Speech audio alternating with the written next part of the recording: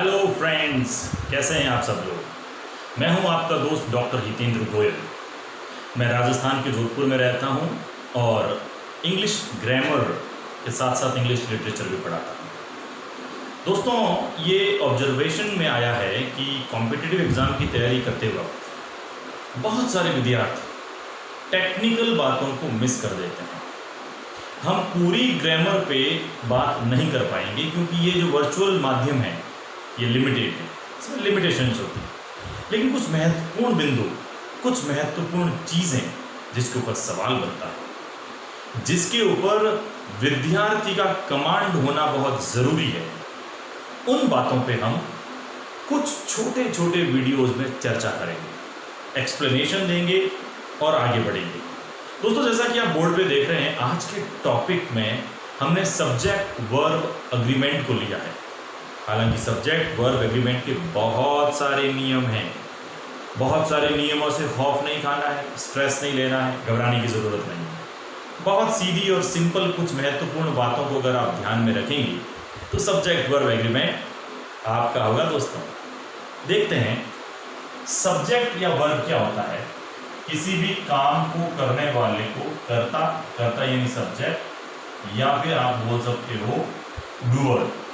Verb उस doer द्वारा की जाने वाली क्रिया को हम अंग्रेजी में बोलते हैं वर्ब। ये डूअर इस वर्ब को करता है, रिलेशन तो है ही।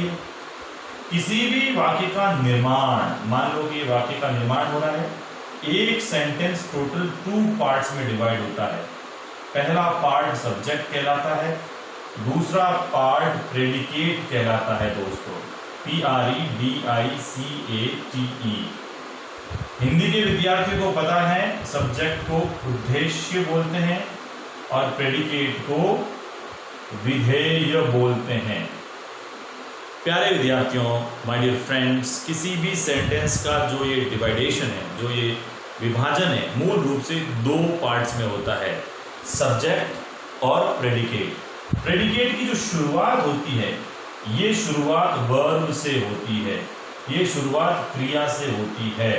तो दोस्तों, ये क्रिया से पहले आए हुए वाक्य का जो पोर्शन है, ये इतना वाला जिसे अपन सब्जेक्ट कहते हैं, इस सब्जेक्ट से ये क्रिया अग्री करनी चाहिए। अग्री का मतलब समझते हैं, what do you mean by agree.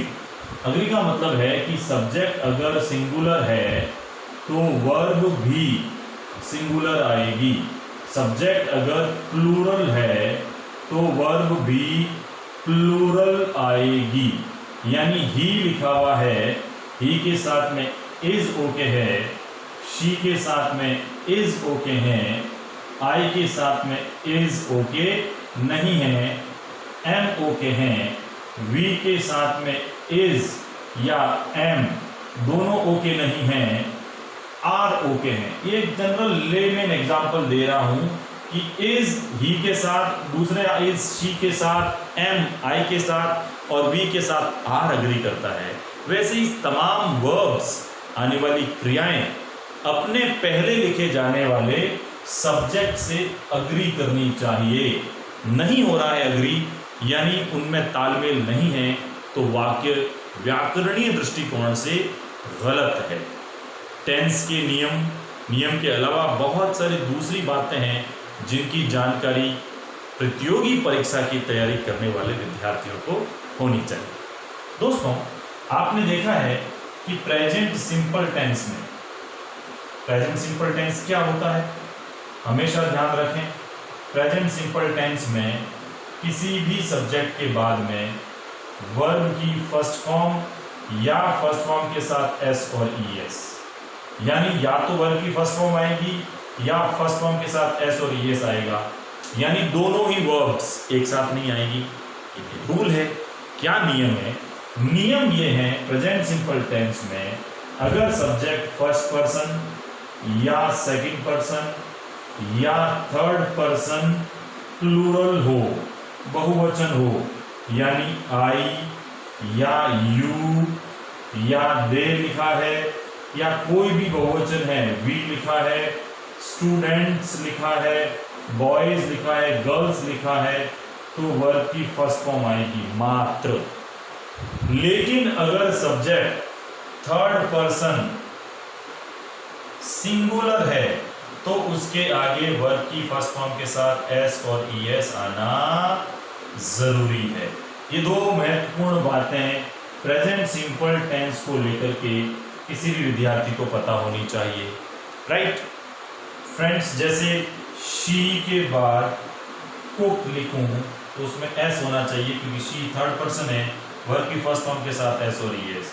वैसे ही मैं अगर यहाँ पे दे लिख दूं तो दे के बाद कुक्स नहीं आकर के कुक आएगा।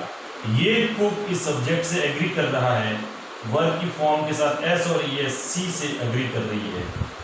General introduction of this particular subject verb agreement को समझने के लिए ये जो बात हमने की, ये जो छोटी सी डिस्कशन हमने अभी आपके सामने प्रेजेंट किया है, ये बहुत महत्वपूर्ण है। ये हमारे फाउंडेशन को ले करता है, यानी इस विषय को समझने के लिए ये एक भूमिका का काम करता है। जो कुछ भी इंटरेक्शन मैंने अभी आपसे किया है दोस्तों, इस फाउंडेशन को, इस नींव पर सब्जेक्ट वर्ब एग्रीमेंट की पूरी इमारत टिकी हुई है। हम इस इमारत के छोटे छोटे भवनों यानी इस इमारत पे बनने वाले कमरों पर बात करेंगे, कुछ नियमों पे बात करेंगे, नियमों से संबंधित सवाल कैसे आता है। एक सवाल आज आप देख लीजिए, इस सवाल को गौर से जब आप देखेंगे तो आपको पता चलेगा कि क्वेश्चन फॉर्मेशन के दौरान विद्यार्थी को खास तौर से किन बातों का ख्याल रखना चाहिए। ठीक है दोस्तों, मैं आपको एक क्वेश्चन लिखता हूं और इस क्वेश्चन के 4 ऑप्शन होंगे। 4 ऑप्शन में से हमें एक उत्तर ढूंढना है। फाइन, चलिए, this is the question. Some of the boys of this class dash invited to this program. Some of the boys of this class dash, dash का मतलब ब्लैंक स्पेस, यहाँ पे एक खाली जगह में कोई शब्द भरना है आपको।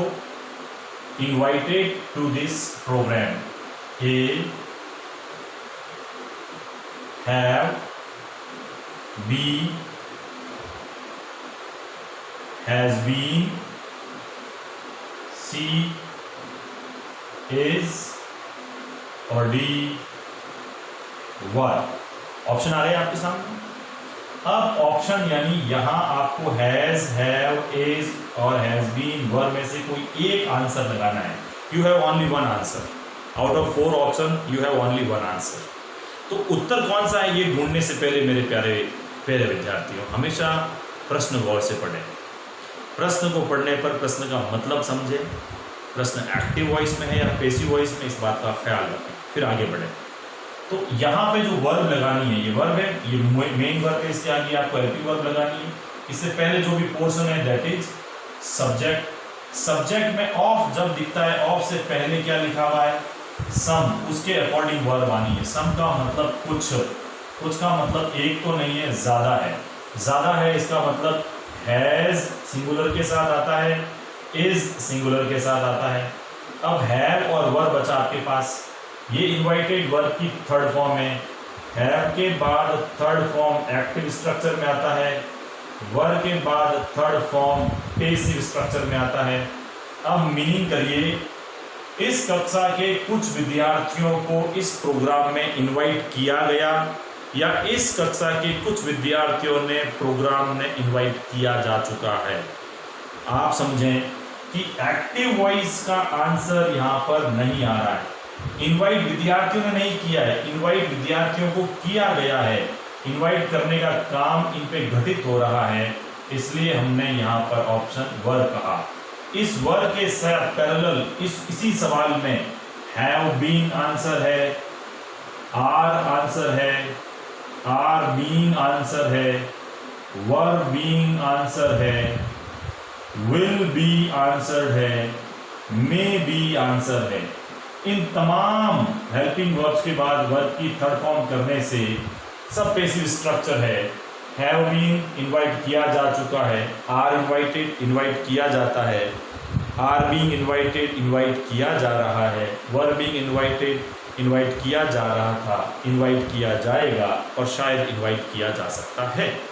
तो संभावना है कि एक क्वेश्चन, सिंगल क्वेश्चन, 4 ऑप्शन, 4 में से 3 एलिमिनेट किए, कौन से 3 ऑप्शन नहीं आएंगे, जो पीछे चौथा बचा वो आएगा, वो क्यों आएगा, ये रीजन पता होना चाहिए। ये भी पता होना चाहिए कि बाकी 3 क्यों नहीं आएंगे, और जो उत्तर हो रहा है इस उत्तर की जगह पे और कौन कौन से पॉसिबल आंसर्स हैं, स्टूडेंट को ये भी पता होना चाहिए।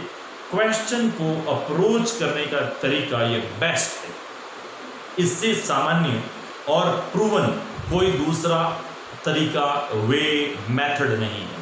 जिस विद्यार्थी ने अपने टीचिंग लर्निंग प्रोसेस में, अपने एफर्ट डालने के प्रोसेस में, अपने ईमानदार प्रयासों की प्रक्रिया के अंदर लक्ष्य पे नज़र रखते हुए मल्टीपल चॉइस क्वेश्चन हल करने का ये तरीका जिसने इजाद कर लिया है, यानी कौन से 3 ऑप्शन नहीं आएंगे ये पहले ढूंढना है, कौन सा आएगा ये बाद में ढूंढना है, चारों ऑप्शन में से 3 क्यों नहीं आएंगे इसके लॉजिकल सारे तर्क आपके पास पता होना चाहिए, और जो उत्तर आएगा वो किस रीजन से आएगा, ये जिस विद्यार्थी को पता होता है, उसके बाद अगर हमारे सामने ये ऐसे बॉक्स दिए हुए हैं गोले, और हम इसमें 4 नंबर ऑप्शन को डार्कन करते हैं, तो दोस्तों ये डार्कन करते हुए इसको गोले को भरते हुए मैं पता है कि मैं सही गोला भर रहा हूँ और इसके मुझे सही नंबर मिलेंगे। इसके अलावा कोई दूसरा तरीका आपको सक्सेस नहीं दिला सकता। कांस्टेंट एफर्ट, ईमानदार प्रयास, डेडिकेटेड स्टडीज़, खुद के आंखों में अपने सपने तैरने चाहिए, चेहरे पे मुस्कुराहट होनी चाहिए, और खूब सारा खूबसूरत वक्त, क्वालिटी टाइम जब कभी भी मिले पेरेंट्स के साथ गुजारिए। मस्त रहिए, स्वस्थ रहिए, पेंडेमिक सिचुएशन से लड़ते रहिए, अपने आप को सुरक्षित रखें, सपनों को साकार करें। बहुत जल्दी और मिलेंगे अगले वीडियो में जिसमें कुछ टेक्निकल और बातें करेंगे आपके काम की। Till then, bye bye.